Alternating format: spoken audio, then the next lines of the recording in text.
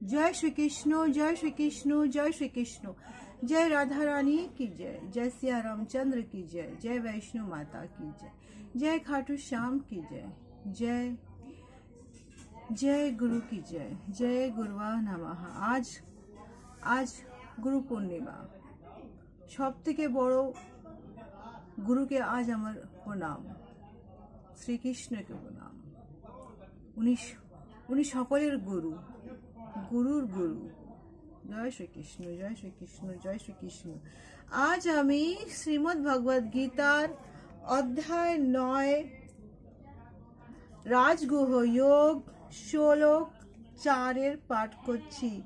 मया ततम इदम सर्वः जगतः अव्यक्तः मूर्तिनः मत्स्य स्थानिः सर्वभूतानि न च अहम तेषु अवस्थितः। অনুবাদ, অব্যক্ত রূপে ঠাকুর এখানে বলছেন, আমি অব্যক্ত রূপে আমি সমস্ত জগতের ব্যাপ্ত আছি অর্জুন। সমস্ত জীব আমাতে অবস্থিত, কিন্তু আমি তাতে অবস্থিত নই। তাৎপর্য হচ্ছে এখানে এটা কি স্থূল ও জড় ইন্দ্রিয় দ্বারা আমরা পরম পুরুষোত্তর ভগবানকে উপলব্ধি করতে পারি, এটা করা যায় না। সদ্গুরু যদি না থাকে তাহলে এটা সম্ভব না। সদ্গুরু তত্ত্বাবধানে যিনি শুদ্ধ ভগবত ভক্তি সাধন করেন তার জন্যই সম্ভব।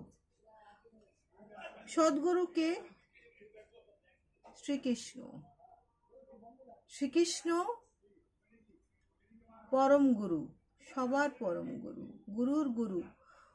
ওনার চরণে না গেলে সদ্গুরুর গুরুর দর্শন হবে না, সেই ঠাকুরের দর্শন হবে না। পরম পুরুষোত্তর ভগবান শ্রী গোবিন্দের প্রতি অপ্রাকৃতিক প্রেম ভক্তি বিকাশ করার সাধনার ফলে অন্তরে ও বাইরে তাকে সর্বদা দর্শন করা যায়, তাই তিনি সকলের কাছে তখন প্রকট হন। এখানে যা কিছু আছে এই সমস্ত বসুধাতে, যে আমরা যা দেখি জড় জগতে, যা চিন্ময় জগতে যা সৃষ্টি আছে, সবকিছুতে পরম পুরুষোত্তর ভগবানের শক্তিকে আমরা আশ্রয় করে বাঁচি। উনি সবকিছু, ওনার ছাড়া আর কিছু নয়। শ্রীকৃষ্ণের চরণে যাওয়া ছাড়া আর কিছু নয়। জয় শ্রীকৃষ্ণ, জয় শ্রীকৃষ্ণ, জয় শ্রীকৃষ্ণ। শ্লোক 5। না চাহা मस्त हस्तानि भूतानि पश्यो मे योग मय ईश्वरम भूत भित्तः न चाह भूतस्थः मम आत्मा भूत भावनः। অনুবাদ, ঠাকুর এখানে আবার বলছেন অর্জুনকে, যদিও সবকিছু আমাতেই সৃষ্টি, তবুও তারা আমাতে অবস্থিত নয় অর্জুন। আমার যোগেশ্বর ঈশ্বর দর্শন করো অর্জুন। যদিও আমি সমস্ত জীবের ধারক এবং যদিও আমি সর্বব্যাপক, তবু আমি এই জড় সৃষ্টি জগতে অন্তর্গত নই অর্জুন, কেননা আমি নিজেই সমস্ত সৃষ্টির উৎস। তাৎপর্য হচ্ছে এখানে এই বলছেন ভগবান সবাইকে কি অর্জুন, আমাদের এই সমস্ত ব্রহ্মাণ্ড সবকিছু আমারতে উৎসর্গ। সবকিছু এখানে বলছেন কি আমাকে আশ্রয় করে এখানে সবকিছু হয়েছে।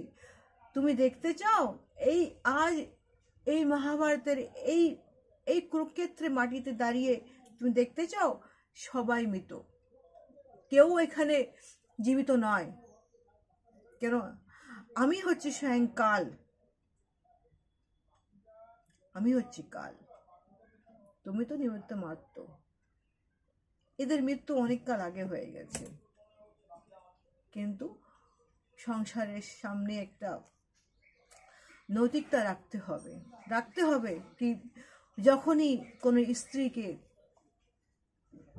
অবজ্ঞা করবে, তার ইনসাল্ট করা হবে, তাকে লাঞ্ছিত করা হবে, তাকে পানিশমেন্ট করাটাও জরুরি।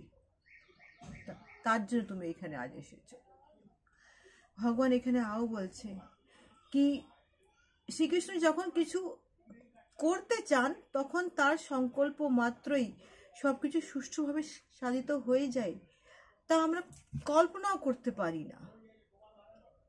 এইটা ভগবান, আমরা যে সাধারণ মানুষ, তারা এটা বুঝতে পারি নাকি? আমরা যা ভাবি সেটা কি হয়? অনেক সময় হয়, হ্যাঁ না? সময় হয় না, কিন্তু ভগবান যেটা চায় সেটাই হয়। কেন? উনি চাচ্ছে, উনি সর্বগুরু, উনি সব কিছু থেকে আলাদা, তাও উনি সবার মধ্যে আছে। ভগবানের এই সৃষ্টি থেকে ভিন্ন, তবুও সবকিছু তাতে আশ্রয় করে আছে। এই অচিন্ত্য সত্যকে এখানে যোগ শক্তি বলা হয়। জয় জয় যোগেশ্বরের জয়, জয় যোগেশ্বরের জয়, জয় যোগেশ্বরের জয়।